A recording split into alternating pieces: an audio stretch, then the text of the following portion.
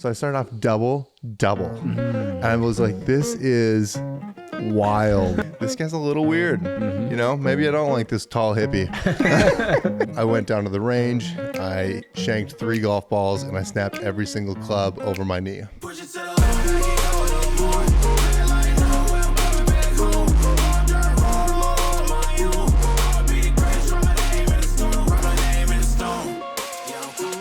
All right. Wow. Pete, Athletes and Sports Podcast. We have a very, very special guest, Pete Follese. He's been a long-time friend, about 8 years, of us personally, but also with the In Sports Foundation.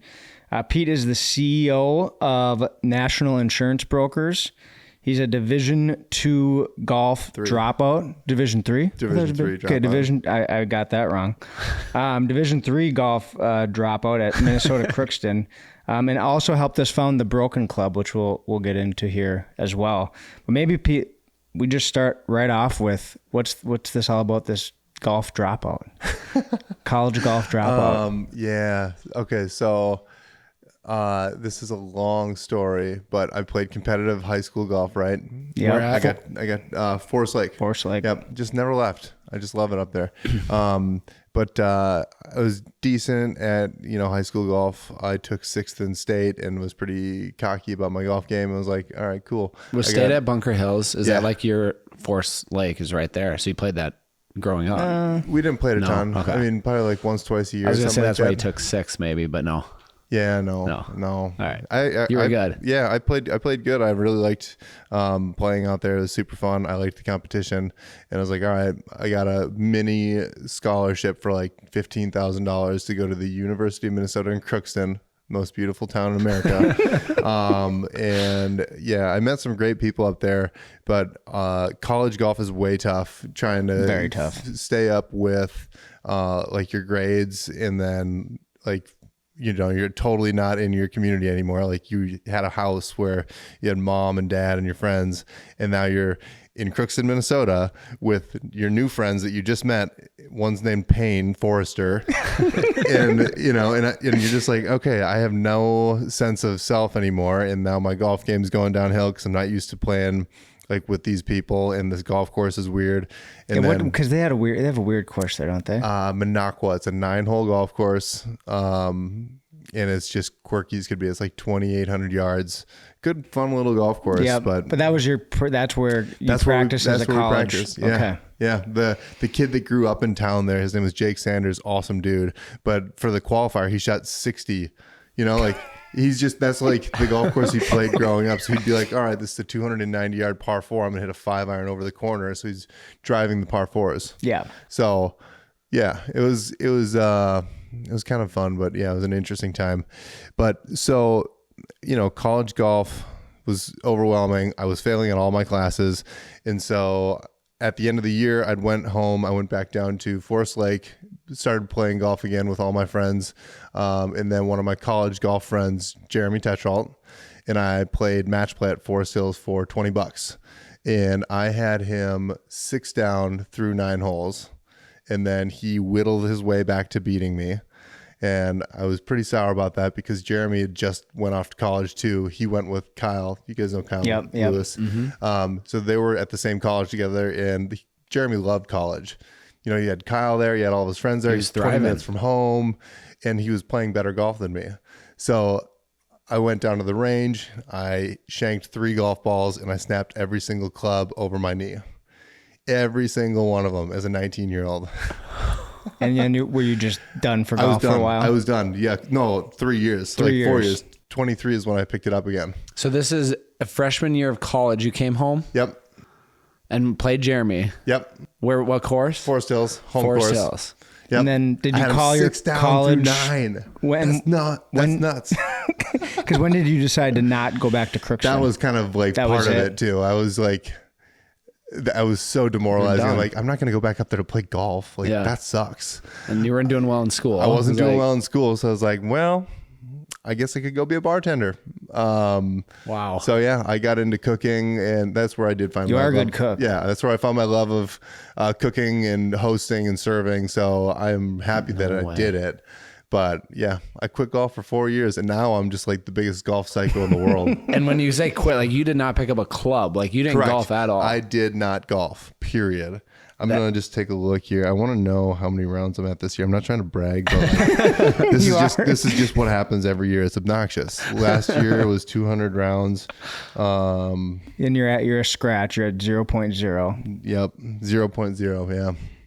Yeah. I am at 63 scores. So not quite to 70 yeah. yet. And it's not even July yet. Yeah. Just turned July 1. Yeah. But maybe by the time this episode airs, you'll have 100. I hope so. Probably. Yeah. But I'm not going to try to play 200 rounds again. That sucked. That was too much. I think this is such, From 0 to 200. from 100 to 150, I think would be a quality amount of golf for a year. Wow. Yeah. Yeah, that's a lot of Where golf. a lot of people that are, in business, they'll get out like 2-3 times a year. Well, I mean, as you well know, I tried to turn business or golf into business because I found that out pretty early on in my career. I'd see people go out to the golf course and I was like, I don't know what I got to do to make that happen more often, but I want to make that happen more often. And then, so that's how I got into hosting everybody. Yeah. And now I mean, today I'm literally hosting 7 people. 3 of them are from Sonus Interiors. 2 of them are from Mortensen Construction. 1 of them is from Mission Construction. Not Eric Ailing though. Okay. Tom. No, No? one of their employees. Yeah, he knew one of the Sonus guys. But yeah, I'm hosting them. It's going to be great. We're just, talk a little bit about business, talk about golf, just have a fun time, get to know each other, figure out if it's easy to do business together or not. And, it doesn't have to be about business, but sometimes business just naturally comes from it. It's kind of fun. There's no other spot where you could sit with somebody for 4 hours, like in a cart or walking down the fairway. Like you can't get that going to somebody's office and being in a conference room with somebody. It sucks. I mean, we got lucky meeting at Caribou. I don't know what happened there. That was great. Our synergy was wonderful. But yeah, usually when you go into those like short, like, oh, here's your like get to know you or like one-on-one with somebody. I feel like it's so like I gotta go right away. Like, there's like an agenda. You have like an incentive, like to pull something out of them. Or on the golf course, like you see somebody hit a bad shot, like the barriers are down. Yeah. You're going to know how they react in those types of situations. Exactly. Yeah. You get to see them. You get to see them on the golf course. You get to see them in all like the way they interact with people, the way how they hold themselves if they're playing really good, really bad, blah blah blah. But I think the big thing for me is like there's no timeline to it. So like they're already here. They're committed to you for the day. So it's not like I'm worried about my next appointment or my next calls. They might be like, I got to get home, but like, they can't be getting home on hole 7. Right. Yeah. So yeah, I think unless they break all their clubs and then they just are done with golf. But yeah, so I think people let their guard down a lot and then are just truly who they are. And then you can be like, okay, do I want to do business with you? Great. And then also, do they want to do business with me? Yeah. Like, maybe they might be like, this guy's a little weird. Maybe I don't like this tall hippie. But yeah. So before we get into business, do you have any good college golf stories when you were at Crookston? Like that freshman year, you didn't really know anybody when you were up there, but like you played in some tournaments. Did you like do well in any of the tournaments, or do you have any good like college golf stories? I would say the best thing that college golf brought to me was meeting the people that I did just outside of my box. So a guy that I still talk to today, he's a PXG club fitter now, but his name is Jack Hanna. Great dude from Lino Lakes, or played in Centennial. Yeah. I knew of him in high school golf, but like him and I didn't like each other. Yeah. He was like number 1 guy on his team and I was like top couple on my team, and I think there's just a little rivalry. Yeah. But we get to, meet each other up there, and he's the one that kind of taught me how to play guitar, and like I learned a bunch of like life lessons, I guess, if you will, through that, and like creating a new friendship. And it's kind of been just, I'd say that's the coolest thing I got out of the college golf experience. I think the tournaments are stressful and challenging and way too long. Like 5-hour rounds, nobody should have to do that. Yeah, it's just it should almost be illegal. Like we just played in a pro-am in Northfield, which granted they had 5-somes, which I think is dumb, but I'm sure they had their reason for it. But they're like, we expect 4 hours and 29 minutes 2 hours and 29 minutes in the front, 2 hours and 30 minutes in the back. I was like, you want 4 hours and 59 minutes? that's what you're expecting. I was like, oh, I don't know if I like this. Yeah, you play fast golf. Like, like you're ready. it's just, I don't want to sit there all day. Like I got something to do later. Like I don't want to just sit there on every shot and just be like, wow, that's a cool tree, you know? Mm-hmm. Yeah. So, but yeah, I think, building friendships through, and then just kind of just being in a new world and just, throwing yourself out there and seeing, what happens. I still talk to Payne Forrester like once every 2 years. Yeah. Yeah. And even though golf is like an individual sport, it's interesting you say that, is like the team part of it, and like just playing sports and being a part of a team and a community is like the best thing you took from college. 100%. Yeah. Yeah. Well, and that's kind of the unique thing, like high school and college golf. Like, yeah, you are playing as an individual, but your score counts for your team score. Yeah, so which I do love that. Because you don't want to let your teammates down. Correct. And everybody's kind of waiting because they take usually, 4 out of the 6 or 4 out of the 5 scores, and you don't want to be that guy that they didn't take that score. Never. No. Yeah, I will say, that is definitely the best part of the team sport thing. I wish they did that. That's one thing Live Golf got right. But like on the PGA Tour, how cool would that be to see like, that's why the Ryder Cup is so fantastic. That's exactly it's it. Like, it's the team. And and those players like the Ryder Cup the most because it's a team thing. Yeah. It's not just themselves. Country. Yeah, you got to grind your ass off in there, and it's like you're doing it for your team, not just you. It's cool. Yeah. Yeah. Well, okay, so you break every club in your bag. Yep. You go bartend, learn how to cook. Yep. When did you transition into like insurance and getting into the business side of things? So I was 23 years old, 22 turning 23. And so October of 22, when I was 22, I had it's technically my third cousin. It's my dad's uncle, or my dad's cousin, sorry. And so I knew him. He was kind of an uncle to me. Jason Richmond's his name. And he was always just kind of like, you should try insurance. I think you might like it. And he was always kind of in my ear growing up about it. Not a ton, just like, there. And then, I kind of just got sick of working 6 to 7 days a week. And then I skateboarded up to work. I'd be up till 2:00 in the morning working. And then I'd stay up till 6 in the morning. And I was like, I have no friends, So I had my restaurant family and that was it. So I was just kind of getting over with that. So, one of the days I just called Jason up. I had like no clothes for the professional world. None. Cut off jeans, shorts. No golf clothes because I wasn't a golfer. I was a full blown skater kid. I had big holes in my ears. Did you ever meet me with gauges? I think I saw a picture. Okay. Yeah. Like my thumb size through my ear. Those closed up nice then. Yeah, they did. And then I had, like a lip ring for a hot minute, a nose ring for a hot minute. I mean, it was a wild time. But so I went into the insurance world and, I found out that it was a lot like serving tables, just being like service, being responsive to what people's needs are, whatever they want, ask for. So you could relate that in the business sense. And it's kind of like constantly going. So it was kind of fun. I found success in the sales world, obviously, built a book of business. And then I don't remember exactly when I started to pick up golf again, but I remember in insurance, I got invited to go play the Meadows so at the time, the agency I was at, Insurance Advisors, which no longer exists, it got sold to Northwest Partners, and then I bought the other half to create National Insurance Brokers. But so at the time, we insured Mystic Lake Casinos, or the Minnewacan Sioux Tribe. Hokan was the agent, and he still is today, actually. Really solid dude. I learned a lot from him over the years. But he invited me to go play golf with him, and I like aspired to be him because I was just like, time out, you're going to go, your client's inviting you to go play golf at 10:00 on a Tuesday. And he's like, yeah, do you have like clubs and all? And I was like, no. I'm going to figure this out though. And so he's probably thinking like, this guy's never played golf in his life. No, he knew. Okay. Yeah. So Jason had explained, Pete grew up playing golf. He played competitive golf. I don't know if he golfs anymore. Yeah. Yeah. Isn't that wild? You have to think where you are now with how many rounds it is totally nuts to think about. Like, I couldn't even hit the ball like when I was 20. I mean, I could, but I was like a legit 10 handicap probably. Yeah, starting over. Yeah, starting over. Basically, I had to reinvent a golf swing, and now, I mean, you've seen it. It's a treat. But yeah, it's. We should put a clip of it in this podcast so everybody can see the step through swing. Yeah. I mean, it's a very unique thing. Yeah.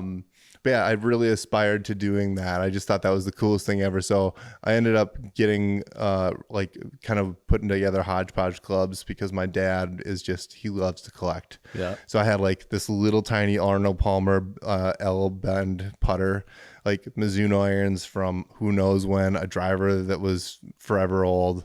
And I just kind of put a bag together. And then the next time I got an invite, I'd go out and play. But yeah, I got to go play Windsong Farm during the like work day. You know, I'd be like, bye everybody in the office. Yep. I'm taking off to go play golf with Hokan and his client. And I just thought that was the coolest thing ever. So that's kind of what I aspired to do. And I figured that part out. Yeah. So that's been fun.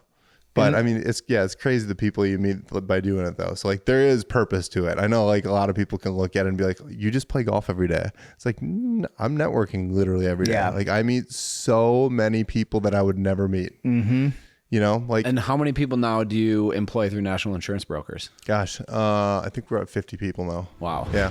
Hey listeners, we want to take a quick moment to tell you about the InSports Foundation. At InSports, we believe every child deserves the chance to play sports regardless of their financial situation.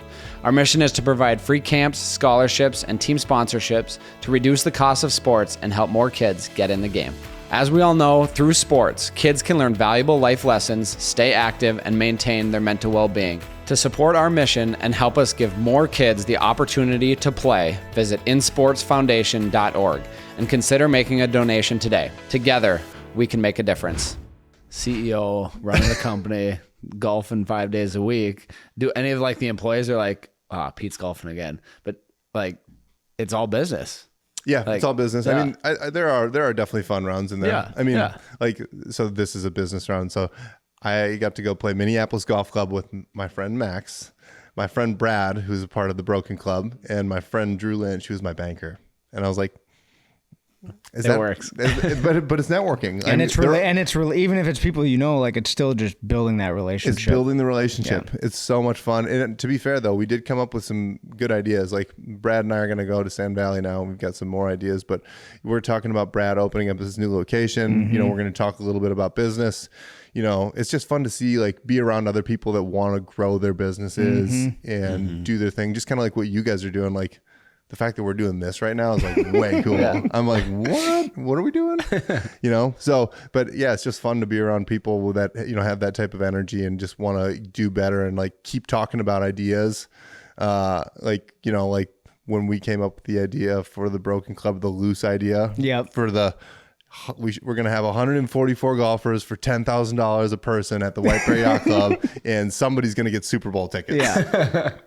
Didn't turn out that way. No, but that could still happen. It could still happen. We're a ways out from that. I don't know if we are. I think we're getting pretty close. So this was around at White Bear Yacht Club. Yeah. That you guys had, and you're like, okay, we're sick of charity golf. Not sick of them, but like it wasn't we. It was me. Okay. Yeah. I'm Well, I agree. Like charity golf. I mean, that's how we raise most of our money for the InSports Foundation. And it makes sense. It's a charity golf tournament, but it's a long round.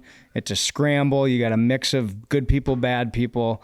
And I'm not knocking that by any stretch of imagination. There's a place for it. I love it. Yep. Nope, not every round. And so Pete and I are playing the yacht club, and we're like, okay, what could we do to make a more competitive outing that's still going back to charity? Yep. And now we've got this group of 20 people called the Broken Club. We've had 2 events this year at private clubs, and the funds are going back to helping kids play golf through the first tee. But that stemmed from a round of golf. Yeah. And why the Broken Club? Like where did that start? Well, it was kind of like a merging of the names, National Insurance Brokers in sports. Yep. So broken or broker. So take that, you know, so broke in. I remember having the meeting downtown Minneapolis and trying to like figure how does this work with like a you wine were scratching your head. glass and But then we wanted to have people bring old clubs, break them, and then regrip them and give them to kids. Which is a great idea. Great concept, but those clubs, like if you break a club, it gets even stiffer. Yep. And Makes the it head's tough. probably way too big for a kid. So now what we're doing is we're buying these old clubs at Savers that nobody's ever going to use. Yep. $8-7. And they shouldn't be clubs. using They them. shouldn't be used. The symbol is to break them. Yeah. The winners get to break them. We do it at the opening tee shot, but then these members are paying a good amount of money to be a part of this club. Yep. And we're going to use that money to get kids clubs, lessons, memberships, and just because there's so many life lessons from golf. Like that's the whole point. And now in the business world, like there's just so many opportunities you have if you're somebody in your office that's like, yeah, I'll go golf. Totally. Yeah. Yeah. I mean, and like, even like for the kids getting into golf too, like I do vividly remember growing up on a golf course. My parents used it as daycare, honestly. And it wasn't like we were not members at some fancy private golf course. We were members at Forest Hills Golf Club. I think it was like $1,100 a year for your whole family. I have no idea what it was back in the day, but basically I had, like friends on the 8th hole, the 5th hole, the 10th hole or the 14th hole, and then like Kyle lived across the street, and then Jeremy's parents would drop him off. So like I just grew up around these people, and like we just didn't have anything else to do except play golf. We get to learn about like so much, like just about the world that we live in, like nature. You learn about golf course construction, you learn about irrigation, like you just learn stuff that you're just like you won't learn just going to the class and or whatever it is, daycare, whatever. When there's so many etiquette things in golf, like respecting others, being quiet when they're hitting. I'm not good at that sometimes. No, but like you don't really get that in a lot of other sports, maybe like tennis or something. But it's definitely a gentleman's game, and there's so many things that kids can take away from learning the rules and learning how to play, and it is physically like you walk a full 18, like it's a grind. It is exhausting. People don't think they think it's just a walk in the park, but it's a workout. It is a workout, and that's why I try to do it every day. That is my workout that I make sure I do. But you're doing some other stuff too. Yeah, I do. I mean, I do go to the Y, and then Alchemy is the greatest thing in the world. I'm gonna give a little plug to them. I go to the Highland Alchemy once a week. I haven't been And what do you going. do there? It's like this really intense 50-minute class, but it's like 10 minutes of like power yoga, like loosening up, 20 minutes of just hardcore, high intensity exercises that you just don't stop for 21 minutes. And it's in a group setting. And then it's like this 20-minute cool down type of thing. It is phenomenal. I highly recommend it for everybody. I go with my girlfriend, Emily, and her best friend, Annie. And we have a great time, but every single time I leave, I'm like, oh my God, I hurt. But yeah, it's super fun. But yeah, I think the trying to stay healthy though, like so I can keep playing golf. Well, and keep meeting people and keep doing the thing, I mean, our bodies are like our number one asset that we have. Like if you don't keep up on your health, you can't do business, you can't play golf, you can't play sports. You're not going to live as long. Totally. If you don't take care of yourself. Yeah, I mean, like 5-6 years ago, I was like a severe migraine struggler, like probably like once a month, and I think you might have seen me get one before, but like I'm out, like I'm out of commission entirely for like 24 hours, and it kind of got old. I was just like, this literally, like I had an invite once to go play Minnetonka, and I got a migraine. Like, it was like one of the first times I ever got to play there. One of the best courses in the state. Yeah, and I was just like, I can't believe I'm telling this guy that I can't show up because I have a headache. Yeah. And so after that was a big moment for me where I kind of started to be like, I should start to do things different. So I started to see a chiropractor, Dr. Kyle. And I see him once a week. He's one of my best friends, so I got a lucky deal. I give him a cup of coffee, he adjusts me. That's a good deal. We got a great deal. But yeah, I mean, like that was crucial. I started to actually notice my migraines starting to go away, but then it was kind of a combination of like, what am I eating and trying to just stay healthy. And then it kind of ties back into like your work life and like wanting to be your best at your work life and wanting to be your best at your golf life or whatever. Just as personal, a human being. And it's just like, okay, well, I'm not trying to be crazy about anything, because I think that you can definitely go Plenty the of those long. people. Yeah, overdo it. Yeah, I'm just going my own way about it. Take it however I can, and it's try to do things, like don't need burgers and fries every day. Right. But Moderation. definitely enjoy a big fat burger once in a while. Yeah. And maybe twice in a while. Yeah. But, and just making conscious decisions to try to be healthy. Because, as a 34-year-old, I didn't think I would start to feel like, oh my God, my knee hurts. Right. And I'm like, I need to do something to stay in shape. So. And just the mental well-being too, after a workout too, that it's after finishing a race, that mindset, it completely shifts. And it's I feel so good. I'm there right now. And golfing is probably one of the biggest mental workouts. If you haven't, mental warfare, dude, it is. That's a great way to put it. Mental warfare is right. Especially when you're at 8-10 handicap. Hey, you're a grinder, man. You are scrappy. Well, yeah, and that even adds to the mental warfare. But that's what I mean, though. That's I think that's what makes you so good, is you're that 10 handicap where I'm like, he might make that 12-footer for birdie right now. Yeah, because he wants it. He wants it. Yeah. He's grinding for it. Oh, that's so great. What other things have you learned just about your mental wellness through golf or through working out? Is there any other things that you're doing to stay? I do see a therapist. Okay. Yep. I try it. It is tough to find a therapist, honestly. So I am on to a new therapist, which I've only done one meeting with her. Especially one that you can connect with and you feel good about. Yeah. Because I did see a therapist 3 or 4 times earlier this year. She was great. Really nice lady. But she didn't get me. Yeah. I didn't get her. Yeah. If you don't connect. We just did not. It was awkward as hell. Yep. I was just you don't want to be here. I don't want to be here. Yeah, you kind of need that common ground. Yeah, we got to be oh, you like Shih Tzus? Yeah, so do I. Cool. Yep. We don't need to. She doesn't need to know about golf. Yeah. I got a bigger life than that. But just being able to have a conversation. So I have a new gal that I just did a first appointment with, I don't know, a couple weeks back, and it went super great. I was you walk in, you don't have your shoes on. They don't let you have your shoes on in there, and they're like, "Gosh, we should have done that today. No shoes." Yeah, stay grounded. Also, those are cool. I like the shoes.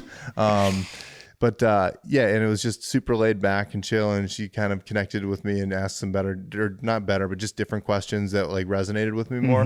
That was pretty eye-opening, just to see a different therapist that was oh wow, and we connect with. So I'm excited for my next appointment, which is July 15th. Okay. Which if anyone wants to be there, I don't recommend being there, but that's when it is. With that being said, I do recommend seeing a therapist. I've seen one too a number of times, and I think breaking that barrier of oh, they see a therapist to talk about their thoughts. The mental health piece is so crucial, and I think in the last couple of years, it's definitely becoming more awareness, creating more awareness. But totally, our foundation tries to teach that at all of our camps as the mental health being the best you curriculum.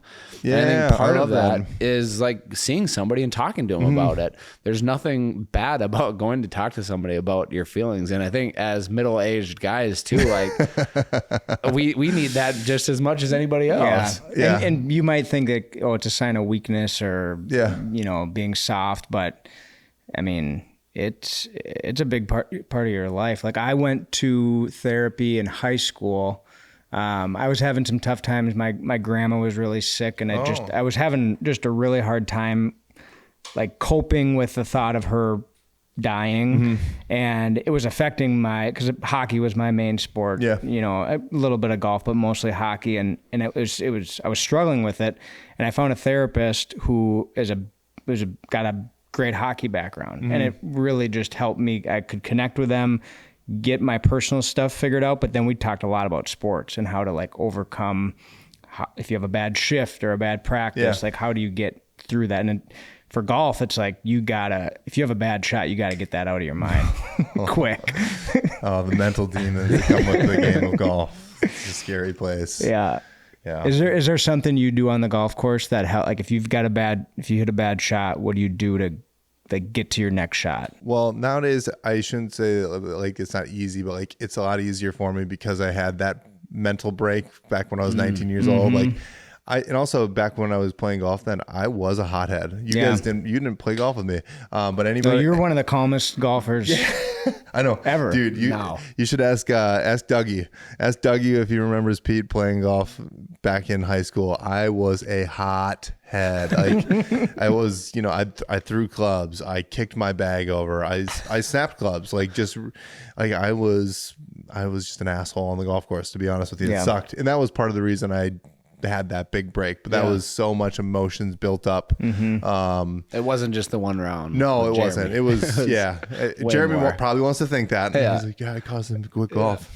But a lot of years. But yeah, so I mean, I think that has completely changed my mentality towards things. And then so now, like when I go play golf, like it is such a privilege that I get to play golf. Like I'm physically capable too. I'm decent, which is kind of fun too. Yeah. But like, and I have, the ability to have a flexible enough schedule, and, know people that want to go play golf. So like, I think of it as such a huge privilege. So it's like, I'm out on the golf course. I can't get if I slice one out of bounds, I can't get that upset. No, it sucks. Like you could be in a lot of other places. Totally. I could be dealing with my taxes. Yeah. I could be in an accounting firm. Like I could, I do love my job. You could be selling toilet paper. Yeah. Well, you seem to do it. You make it look good. But yeah, I do love to sell insurance and I love the grind at work, but there's so many tasks that you could be doing that you don't want. So if you're out on the golf course, enjoy it. Yeah. Like seriously, you get bad breaks. Like I played at in Northfield the other day. First time ever. Awesome golf course. Very fun golf course. Really awesome golf course. But so we played in the Pro-Am. So it's a pretty competitive, serious round. We've got our pro from the White Bear Yacht Club, Bennett Smed. And then I've got Nick, Reed, and Jeremy, which are, some of my high school and work buddies. And we get to the first hole at Northfield Country Club and the guy's like, yeah, you can cut the corner. So I'm like, all right, let's try it. So I just piped big one. dog leg left. Yeah. Yeah. Yeah. Big dog leg left over the creek, but it's a completely blind shot for a tee ball. And so I just piped one right into a tree, like just gone out of bounds. And I was like, okay, not a great start. And so then I hit another one into the right weeds or right rough up in the trees. And I just hacked it around, made a double. And I'm like, all right, whatever, tough day. I haven't started with a double in a long, long time, but I'm playing golf with my friends to Thursday. Life's great. I'm playing Northfield Country Club. What more do I want? Get to the next hole. I hit a beautiful 7-iron right at the flag. It's with a 185 yard par three. Yep. Right at the flag. It goes right into the sun too. So I thought I hit a great one. I'm 20 yards short. And I was like, I don't know what happened there. I don't know if I just didn't work out enough. Something happened. It was weird. And so I was like, okay, well, just got a double. Let's hit a nice little chip shot, get it close. So I was aggressive with it, hit one way long. And then 3-putted. So I started off double. And I was like, this is wild. What is happening? Like I was starting to kind of be like, oh my God, I'm getting pissed. And so I bogeyed the next 2 holes. So I'm 6 over through 4 holes. Very unlike me. Yes. And I don't remember what it was, but I think it was Reed that said something. He's like, Pete, don't hit your driver. Just hit your 3-iron. Hit your little stinger shot that you like and just do it. So on the 5th hole, it's like, 5th hole. Downhill par 4, pretty straight, like 370. And I was like, fine. So I just smoked like that little stinger 3-iron, you know what I'm talking about? Like 270. Like it went forever. I had a sand wedge in, put it to a foot and made my putt. And I was like, all right, I'm back on top of the world. Yeah. So no pars. Yeah, no pars. Well, and so I put the next hole, I put it to a foot and made another birdie. So, but like you just never know what's going to happen on golf. So don't get mad. No. It's just, that's the story of it. Like it is frustrating as hell. Like it is probably the most frustrating sport in the world. You're going to hit a really good shot pretty dang soon. I promise. It's just waiting for you. You don't know which one it's going to be. So wait for it. I've been listening to a lot of like Tony Robbins stuff and just how he talks about being grateful and that you can't be stressed or anxious and grateful at the same time. That's very true. So I've started, anytime I hit a bad shot or if I remember, if I'm about to hit a shot, I'm just like, I'm grateful for being here right now. Yeah. I'm like, how can I be mad? Totally. And sometimes even like I go play with my son Braxton, and that's a whole nother that's an added deal. element. But you want your kids to get into the game and play and have those opportunities. but it can be stressful playing with your kids, especially when they don't know the rules and they're getting stressed. And I'm like, okay, I'm grateful that I had a chance to bring my son out to golf. And he feels that too, and it makes him calmer. Where I think I've played with son, like even when I was growing up, and some parents are like telling their kid what to do every single time, and they're getting stressed and they're not having fun, and then they don't even want to bring their kid out to play. Yeah, you gotta make it fun. I mean, I remember the first time you brought Braxton out to the yacht club. Yeah, that was like probably top 5 favorite golf experience. I've played the yacht club 1,000 times. That was a top 5 day. Yeah, he had a golden ball. Well, and he teed it up from the blue tees on number 2, and it's like there's no way that he's gonna get anywhere near the end of the tee box even. Yeah, but he just wanted to play with the boys and hang out in the back tee box. Yep. And then. What was the song that he was listening to? Oh, some football song. Yeah, it was a football team. It was Pittsburgh Steelers thing. But he was just having a blast. And I think it was, 6 holes that he lasted? And then you plugged that in, and then he was just DJ for the rest. Just pretty much. Yeah. But yeah, that was such a great experience. And like, I don't know if he's picked up golf totally, but it sure sounds like it. He now, like he plays his ball out. He's a 6-year-old. Yeah. And he plays from the front tees at Olympic. He plays his ball out. He wants to go back a set of tees. And I'm like, you got to shoot in the 40s to do. So he's shooting in like the 60s right now. Okay. But he can hit 100-yard tee shot straight. Every shot is straight. Okay. Down the middle, straight, but he just keeps hitting 100-yard shots till he gets to the hole. Dang. Yeah. It's fun. That's super fun. That's awesome. Yeah. And I think like, I know a lot of people are intimidated to play golf with their kids on a golf course just because of like pace of play, or they're like, oh, somebody's right behind me. I don't want to stress people out. But it's like, all you got to do is just kind of like pay attention to your surroundings and, pick it up when you like, nobody's playing professional golf here. Yeah. Right. Zero. Yeah. Like not happening. And also they're playing 5-hour rounds. So we don't even need to talk about them. But so like, all you have to do is be like, oh, can I tell the people behind me are catching up? All right, so maybe you pick up your ball a little bit and go to the next tee box and then start playing. Like they're gonna your score doesn't matter. Yeah, your score doesn't matter. We're here to not be stressed out about the people behind us or get stressed out because we're worried about pace of play. Just play the golf course. You're outside, enjoy the architecture, have fun. Do you know someone who could benefit from this episode? If so, please take the time to share it with them.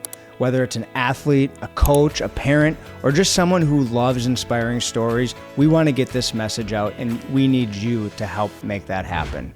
And what we did when Braxton started, now he's playing his own ball, but he would hit a tee shot. Yep. And then we'd pick up his ball because everybody likes to hit a tee shot. Yeah. But it's that middle game that people get so frustrated on. And then we would go to like 20 yards out from the green, drop a ball, and he'd play his ball out there. And then once he started like getting that down, we kept going back and back until he could play the whole hole. Yeah. So then you kind of cutting out that middle. So it speeds up play.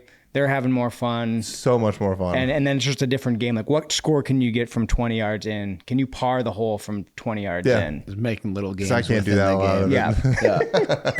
But that, like, people need to learn the short game, and because everybody focuses on the drivers, and it's like, if you can learn how to putt, you're going to be a good golfer. Yeah, that's what so my brother's been trying to get into golf a little bit.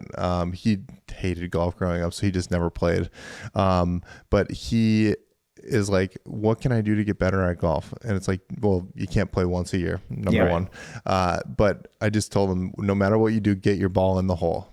However it is that you put it in there, finish. But like really pay attention to trying to get it in the hole, because the closer you get to the hole, the tougher it gets. I mean, I feel bad for Rory, but like, a short putt, really insanely hard putt, but like, like a professional can miss a putt like that. So, if you can work on that little inner circle, then the game kind of expands. I mean, shit, I think I just figured out how to hit my driver last year. I've been playing this game and then the next round it goes away. Yeah, it totally. You forget. I mean, like this spring, you had the ugliest driver swing of ever. I don't even know what happened. No. It's like, Max, what's going on? I'm looking at it, I can't even tell.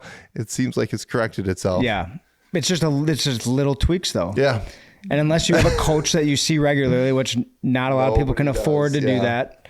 I watch a lot of YouTube videos. I'm like, okay, what am I doing here to fix that? Because it's so nice to have that technology, the access to, it's pretty much a swing coach in your pocket to figure out Yeah. how to fix these hooks. So how fully did you diagnose it? You just went on to YouTube and how to not duck hook. really? Yeah. Okay. How Nice. not to duck up. Yeah. I mean, there's a million different ways. Like I never would have thought to do that actually. Well, Victor Hovland, that's because in Norway in the winter it's cold and you can't golf. Yeah. And he just looks at YouTube stuff and Really? tweaks his swing, probably hits balls into a net. I did not know that. We never had a coach or a instructor growing up or took a lesson. It was all YouTube. But he's in that age where he could do that. That is so wild. Like I just go off of what I read in like Tiger Woods, how I play golf. Yeah. I remember if you drop it inside, it's supposed to draw. If you come over the top, it's supposed to slice, and then you got to pay attention to your swing path and all that stuff. But like, wow, that's kind of cool. I might have to try that out when I have my next thing that is going sideways, which has been the short game lately. I'm gonna have to figure out. Just quick YouTube search. Yeah, you how can do find I hit anything. spinnier flop shots like you? Yeah. You've got a really nice flop shot. I wish I had that. Thank you. Yeah. I want to touch on a little bit more about like the Broken Club and like why you guys started it and like what got me interested in like obviously helping kids get in the game of golf. Yeah. But like when you guys brought that idea to me, it was like, well, how do we tie this back to in sports and some of the stuff that we're already doing through the foundation and helping kids play sports. But we've got this great partnership with First Tee Minnesota. Yep. And have done some camps out in South Dakota too with the First Tee of South Dakota. But we were able to bring this networking group of guys who obviously love golf and then turn it into a fundraiser where we're raising tens of thousands of dollars to bring back to First Tee through In Sports Foundation. And this is just the launching point, but we're going to impact thousands of kids' lives through golf, which is just so cool to see. And we'll be able to see that play out in the next couple of years. But just wanted to say thank you to you guys just for like making that happen through one idea on the golf course. Yeah, It's wild. That is really wild. Yeah, it's super fun. It's crazy that it happened. I mean, yeah, it was an idea. I mean, you guys do so much work behind the scenes. I have no idea what you guys got going on. I knew people that were members at private golf courses, either through work or personally. So I was just like, I know these people. And then obviously you've met some people through your network and then over at Olympic Hills. And so it's just kind of like, well, we know these people and everyone likes to go play these nice private golf courses, but you can't just go there. No, you know, can't like just show, yeah. Like, I mean, I know some people at some different golf courses, but I don't know somebody at Minneapolis. Like that was so cool to be able to go over there. And then where are we? Edina Country Club, you know, like I don't know anybody directly. Like I know people there, but like I'm not going to be able to call them up and be like, hey, I want to go play Edina Country Club. You never want to ask, can I go play your course? You want to get invited, you know? And so like you sit there and you wait for an invite. And then if you get your invite, you're like, oh my God, don't get a migraine. But you know, so like, it's kind of cool that like, it's these networks of other people in their groups. And it's just like, you find all these people and you don't have to be a member at a private golf course to do this either. It's just like, that's kind of the allure. And, you know, people are willing to spend a couple extra dollars to go pay, you know, play there. So we can take that and put it towards something, you know, like somebody's willing to spend $250. I don't know what the membership costs anymore for the Broken Club, but like they'll pay that to go, you know, play at a golf course where you just can't go, you know, call up and make a tee time. Right. And then you're playing it with your friends and you're part of this group and you get to meet somebody. It's the networking component's insane. Like you meet like, hey, do I need a new commercial building? Yes. Call Mission Construction. Now I know that, you know, and they use Sonus Interiors as a subcontractor a lot of times, which is a client of mine. So like just a small world and it just you're just anybody you meet. You're like, you're just, it's a call away to like the next opportunity. Yeah. Like Nick Welly, I did not know that I needed a guy that his whole job is installing indoor golf simulators in people's houses. I don't personally need it. I'm not doing that. But like I get asked that question all the time. Hey, who do you know anybody that installs golf simulators? And I didn't until most people shouldn't try to do it on their own. No. And they try and it doesn't work, but like Nick's a professional. Yeah. And I think, you know, he actually even texted me because I texted him. I had a referral for him. I played golf with the guy that was like, yeah, I'm putting one in my man cave. Do you know anybody? I was like, here's the guy. Yeah. And he texted me. He actually said, the Broken Club was probably one of the best business decisions I've made. And it's like, wow, I think he's gotten cool. like 5 or 6 leads in like 2 months. Yeah, that's insane. You know, And how many events are we playing this summer, and at what courses? So we've got 6 events. Our first one was at Olympic Hills. Then we had Minneapolis Golf Club. We've got Edina coming up. Super cool. The Wilds coming up, which will be a member guest event. And then we've got North Oaks and then Wood Hills where we're capping it off at. Nice. Season end. But they're usually 2-man teams, so it's different than your 4-person scramble. It's a little bit more competitive. There's some side games going on, handicap. So you're playing your own ball the whole way unless it's like an alternate shot. I was going to throw this out there, but like we should maybe do alt shot one of these days. I know that everybody wants to play your own golf ball when you go play these golf courses, but that's a good way to create a friendship with somebody. Oh, yeah. Oh, you're going to hit this next one. I better hit a good one. Yeah. Oh, I don't want to screw this one up for him. Or your relationship could go down. Yeah. You want a partner that is, well, it's fun both ways. I've had a partner that's like super like I'm not going to miss a shot for you, man. And then I've also had a guy be like, I'm going to hit this one out of bounds probably. You know, have a good time either way. But it's Any goals to grow the Broken Club for season 2, season 3, and what are we looking forward to? A lot of growth. I think we could blow this up nationwide, honestly.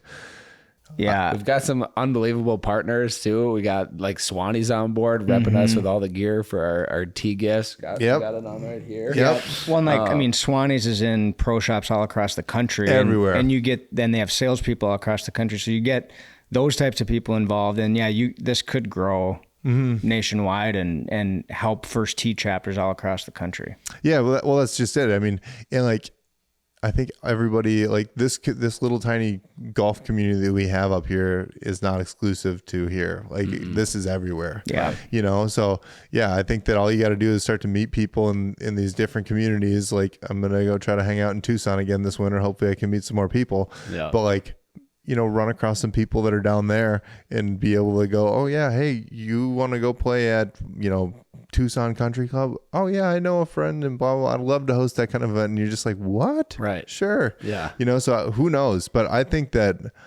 this thing could blow up nationwide pretty easily. And I can't imagine the amount of money it raises. And I can't imagine the amount of kids that are able to get into golf through that. Also, one thing that I thought of as an idea too, like I know that the first tee brought some kids out to Olympic Hills. Yep. We should like start to work on talking about that with some of these other clubs too. Cause I bet you the yacht club would love to host. Yeah. I think that kind of figuring out what that model looks like what's the right amount of kids, how many people can want to come up and help, and what's the curriculum kind of look like. But given that, maybe some inner city kids who would never get the opportunity to go to a private club and experience that just puts that in reality for them, where they're like, this is where I could be someday. Totally. Like I could be successful being a member at a private club. And if they don't see that, they will never know what's possible. Totally. Yeah. And I think that's exactly what it is for me. I mean, that's the only reason I'm at the yacht club. I got to play there in 8th grade. And growing up, my dad always talked about the White Bear Yacht Club as this prestigious thing. And I was just like, what do I got to do to play out there? He had a client that brought him out to Interlaken once a year, and he said that's best golf course ever. Like it just, golf doesn't get better. Yeah. And so like he'd always talk about these really cool private golf courses, and I was like, as a little kid, I'm like, I want to go play there. So that was part of the reason Braxton. I believe it. Yeah. He's following the footsteps. Yeah. But that's part of the reason I actually joined the golf team, was because I got, so in 7th grade, they're like, hey, do you want to go play Delwood Country Club to represent the golf team? And I was like, yeah. I shot 119. And I watched a senior in my group smoke cigarettes on the way out there. And I was like, whoa, I got welcomed into world life real quick here. But yeah, 8th grade, I got to go play the yacht club, and was like, it just captivated me. I was like, I don't know what I have to do to become a member here, but I'm going to do it. Like, yeah, that is a great thing. Like Minnesota high school golf, you get to play some really cool courses. Really cool. But like for like Olympic was one of my first customers, as a sales rep at Innovative. I did not know that. Yeah. It was like random meeting, like through a sales lead generated thing. Went there, met with them. They set up an account, and I'm like, I want to be a member here someday. Like I could see, like this would be a cool spot to be. Yeah. If you would have never went there, you would have never thought that. Yeah. No. Yeah, that's awesome. I was just gonna say with like the kids that like we're impacting through this and being able to show them the courses that we're gonna be able to take them to and do camps with, it's gonna be awesome. Yeah. And the thing that I always think about with golf, it's like there's so many things that kids could be doing like in the summer and when like their parent, like when they're home alone, like they could get into drugs, they could get into gangs. Like there's so many bad things that could happen. Yeah. But if you're on the golf course, You have like, no time for anything else. and you're interested and that's what you want to be a golfer, like what a great way to like avoid a kid from getting into things that they Yeah, you can shouldn't be spend a getting lot into. of time at the golf course. Oh, your whole life. Yeah. A whole day for sure. Yeah. Yeah, no, without a doubt. Yeah, I think that was part of the reason my parents dropped me off of Forest Hills. I think they were like, oh yeah, we know. Yeah. You're going to maybe swear. Yeah. You're probably going to charge something on the account that you're not supposed to. Yeah. Get yelled at. Get a candy bar. Yep. Get a candy bar and get yelled at for it. But I wasn't, I was too busy trying to beat my friends on the golf course. Right. Yeah. Yeah. Hasn't changed today. 30 years later, almost still doing the same stuff. It's awesome. Awesome. Well, Pete, I just want to say thank you for all your support with the In Sports Foundation, with the Broken Club. I know there's a lot of stuff that goes on behind the scenes, but we couldn't do what we're doing with all of that without supporters like you. You've always been a supporter of our golf tournament and now the Broken Club, and I just want to say thank you. I appreciate it. Thank you. I just love to be a part of it. It's awesome. Yeah. Yeah. What you guys are doing is really, really cool. I mean, I loved the In Sports golf tournament, the one that you guys do at the Wilds every year. I really do actually like it. We play 4-ball, you know that. Yeah. We don't play the scramble. Yeah. You still usually win or get second. We try. Yeah. But yeah, I mean, I loved that because like it all kind of goes back to just like, that's the one thing that NIB donates a lot towards every year was that was like our big budget item for the donations. I know Sam's like, do we have to do that? And I'm like, yes, it's very important to me because I know this money's going someplace, and whether it's golf or not, like the In Sports Foundation is getting kids into sports, which is so cool. I wouldn't be here today if it wasn't for sports, golf specifically. But so yeah, I mean, it was super easy to be a part of. I'm just glad that I met you guys and I get to be a part of it. I know. Yeah. Awesome stuff. Awesome. Yeah. Well, thanks for taking this time to sit down with us. I know you probably got a tea time you got to get to, but 2:30. We got time. Yeah, you're good. Yeah. But no, thanks again for being on Athletes in Sports. And absolutely. It's a lot of fun. Yeah. Awesome. Thanks, guys.